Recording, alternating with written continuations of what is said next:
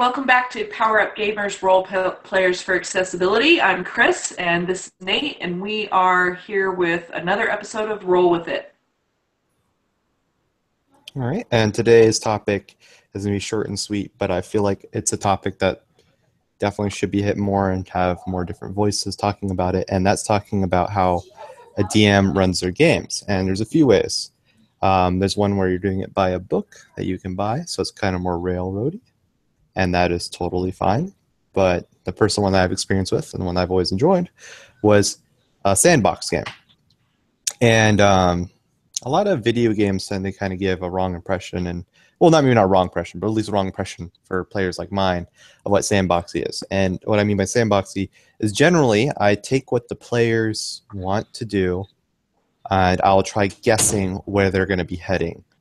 So I give them a world, I give them a mood set of the world, I give them different cities and different countries and different events that might be happening, and I kind of let them choose, and they can literally basically choose whatever they want to.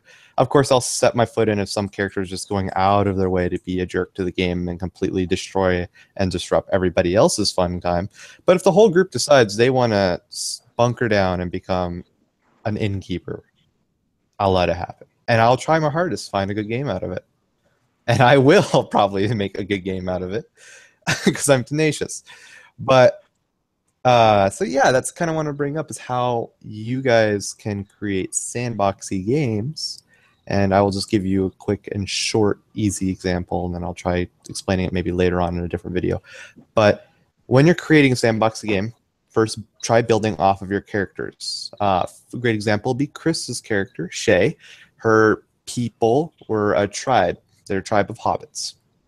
And I know that they were tribe of hobbits that moved when things kind of got bad, and that was their whole deal. They just kind of moved around.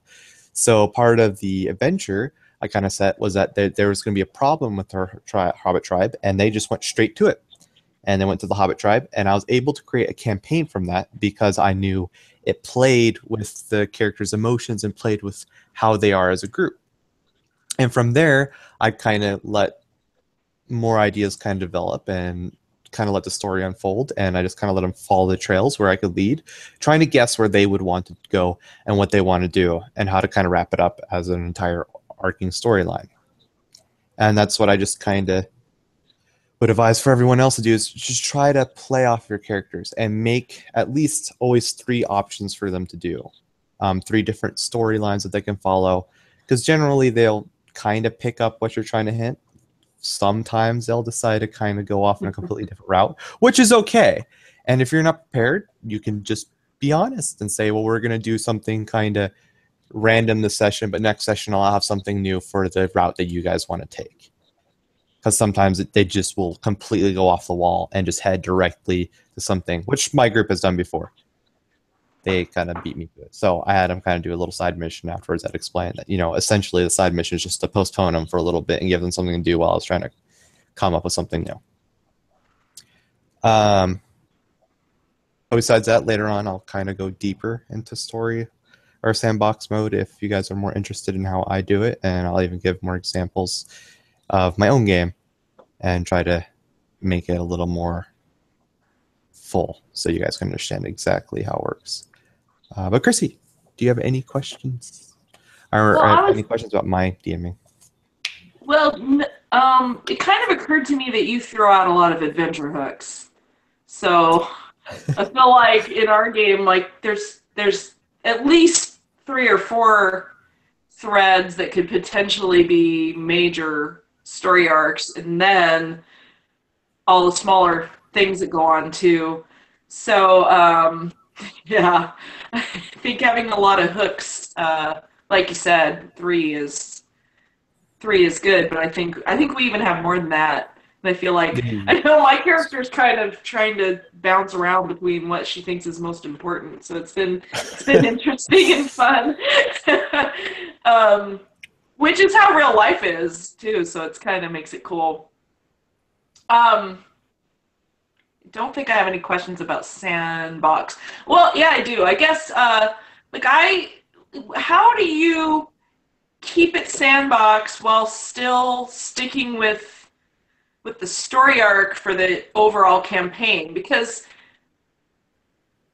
to have a campaign, you still have to have like a beginning, a middle, and an end, right? You still got to have some climactic build up somewhere that's, and a way to end. And I know I heard the guys on Pull Up and Die talking about how to end a campaign just the other day, but I still feel like I still feel like I don't understand how you keep it sandbox and open and still keep the story progressing toward whatever's going to bring the end of the campaign. You do this in multiple ways. So there is things that set up for a campaign, so to speak. There is a overall goal, which is a goal that you guys can leave leads for as a DM. Don't expect your players to follow it. You can set up sub goals, smaller campaigns that you leave leads to. Like for you guys, the overall goal will be fighting off and maybe figuring out what's ever causing the corruption. The sub goals in that campaign, which either might all lead to the main goal, or you guys might do something completely drastic, would be maybe the undead armies, or the followers of Talos, or maybe even the Southerners' advance into the north.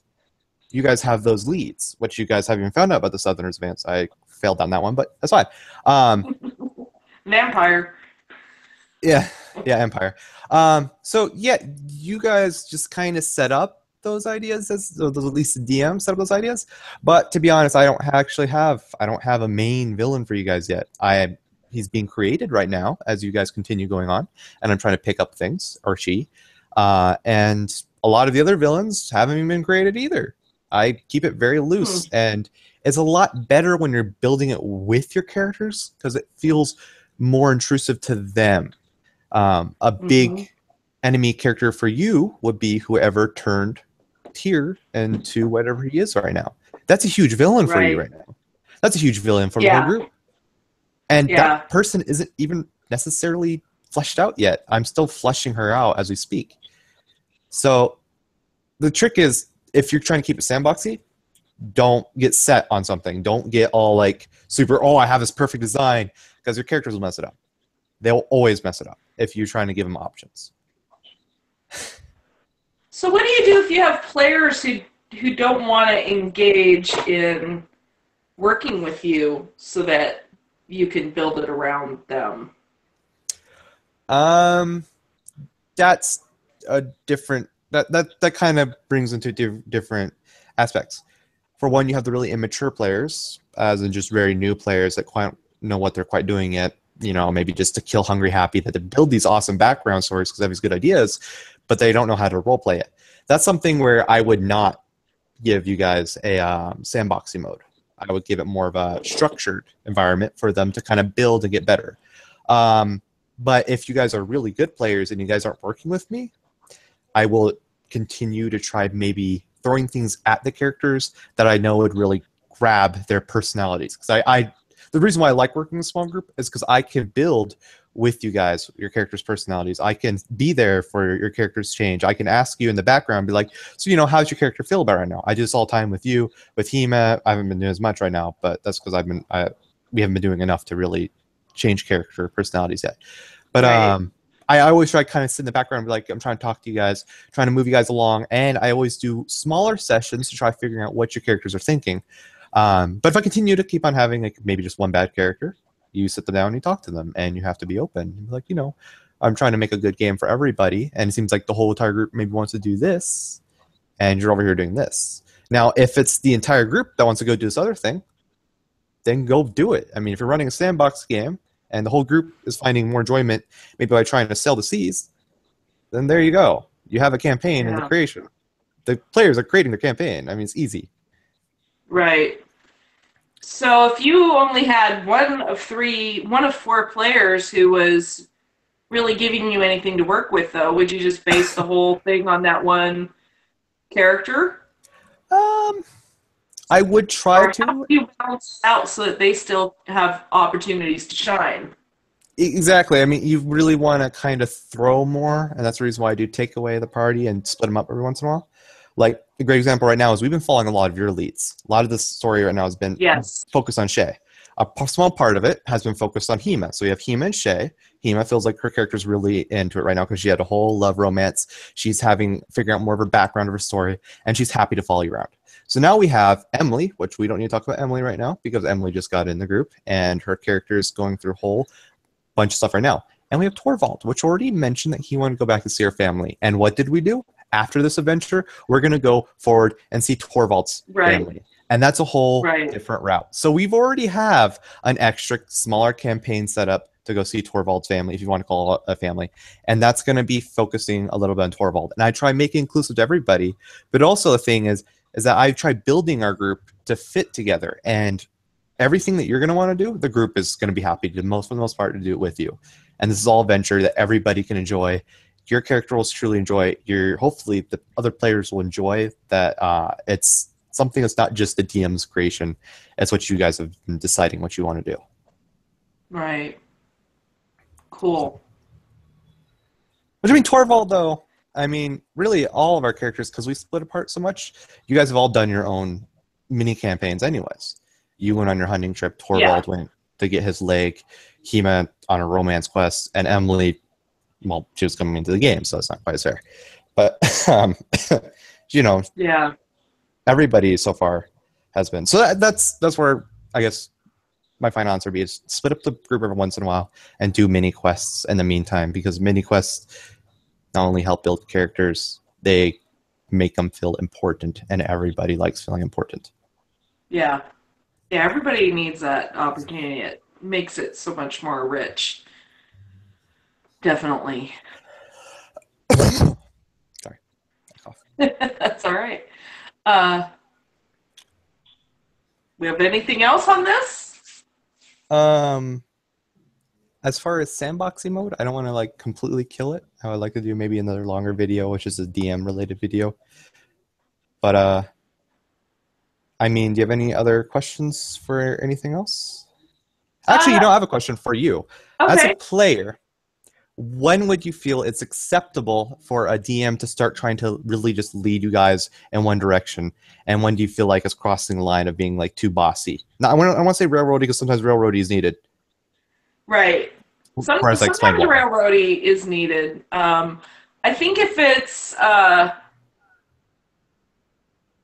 I think there's a couple situations. I think one is if you feel like the players are completely having no clue what to do.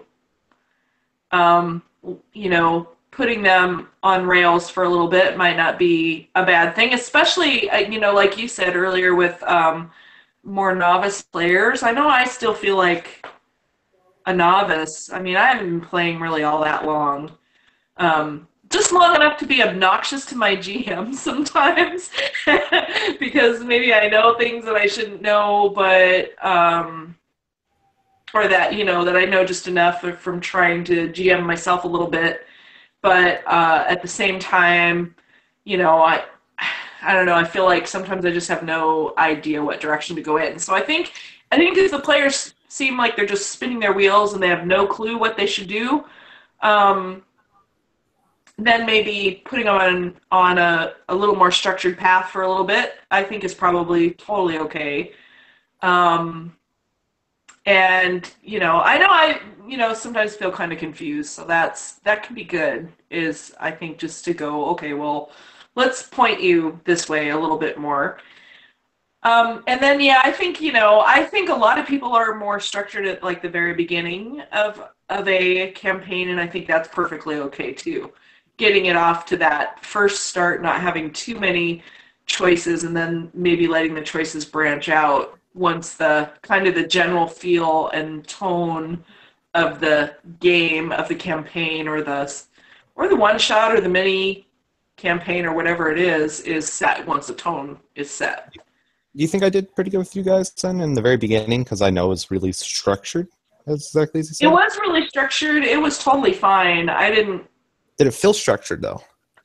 A little bit, but mostly, I think the only thing that kind of not frustrated, but the only thing that I felt really strongly was when like all of a sudden we were all, so we had, I guess for the viewers, like we should give them a little bit of background. So Nate started us off right away. We had just woken up from a coma, and we went into this village on what we thought was a good mission, which was reinforced by some comments by the villagers when we got to this place. And it turns out that what we did was catastrophic to the village, and we ended up being ultimately responsible for a lot of death and mayhem and zombies on the loose, and it was not pretty, and we all felt really bad. And then we got arrested. So that was a little. It wasn't. It was great. It was great. But I remember having this moment of feeling like, oh my God, how are we going to get out of this situation? We actually got out of the situation quite easily, way more easily than I expected in the next session, and it got us off to a really cool start and gave us a chance to show that we were honorable and a good crew. So it worked out really great. But I remember as that first session closed, and we're being carted off in cages, kind of feeling like, wait a minute, but but it all turned out really interesting, good. So yeah, I don't think any of it was negative in the. Did you enjoy that as a player, by the way? Just being in a situation where you feel like it's impossible, then through either your own expertise or just a very lucky chain of events, it kind of turning out okay? I'm sorry, what are you asking? Like, do you enjoy that when your character actually feels like they're in a position where they're helpless and then finding a way out of it? I don't enjoy feeling helpless, but I love the end result when we really kick butt or something really goes well. The helplessness is kind of, stressful and, and you find yourself thinking, what the heck is this DM doing to me? They're putting us in an impossible situation. We're going to die. Aren't we supposed to? But what I like is that piece at the end. Then when it comes out, then it's like, oh wow, check us out, and it's really a fun moment when you make it through those moments. So yeah, they're totally worth it. I had a situation in my home group where we walked into a room and there turned out to be a Dracolich sitting, this skeleton on this. I don't know, I guess it was like an altar. And the thing came to life. And and I'm the wizard in that group, and I, right away got into trouble. Basically got spanked, when I tried to do something with this creature, and I remember thinking, oh boy, we're going to die right here. We're not going to make it any further in this adventure. But we did. We started getting creative and thinking about how we can use our spells and our tools and our weapons, and got creative, worked together really came together as a team, and we came out of it. We lived, and we actually weren't that damaged. We weren't as damaged as I would have expected. As the wizard, I took plenty of damage, but we never have very many hit points, so.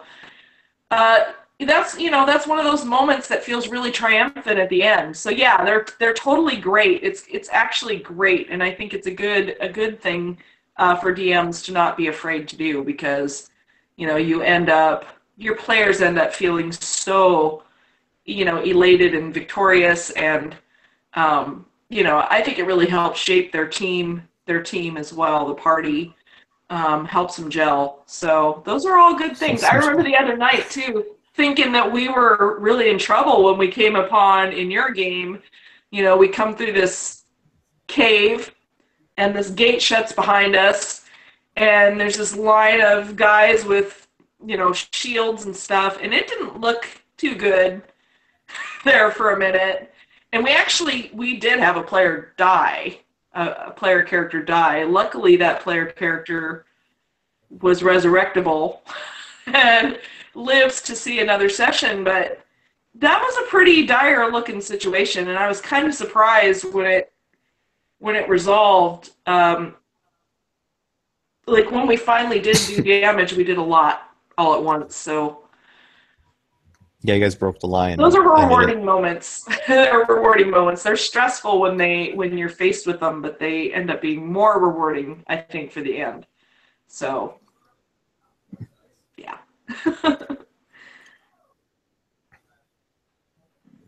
But I do want to say something for DMs. I just kind of thought about. Don't constantly throw those situations on your characters though, all the time, because it ends up kind of lightening how big it is. And so if Right. every single game you're constantly in a helpless situation, it just turns into more monotony, which I like kind of Right. separating that up in my group sessions where we have a lot of sessions where we basically almost do nothing. Yeah. Well, not a lot, but we've had quite a few. Well, we've A had lot a of lot of shooting. more social situations and downtime situations, and there's nothing wrong with that. In fact, going back to the home group that I play with, that's a face to face game. Um, we've had some of my favorite sessions have actually not involved any combat at all. Um, and the same can be said of some of the other sessions. We did a really fun one-on-one session, you and I, with my character Shay, and I went on a hunt. I still saw some combat, I guess, but that was a really cool session, and I think those are great sessions, and especially if it means that it gives. I think it's important to give your players room to train, and you're always gaining proficiencies, and you're gaining another weapon slot, or you're gaining another skill as you're playing, and if you never have a chance to do anything about that, then what's the point?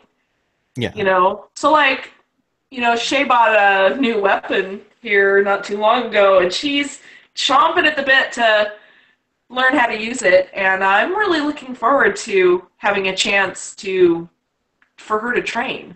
So that probably won't be a super exciting, that's earth-shattering really cool. session, but those are moments that tend to be really rewarding, I think.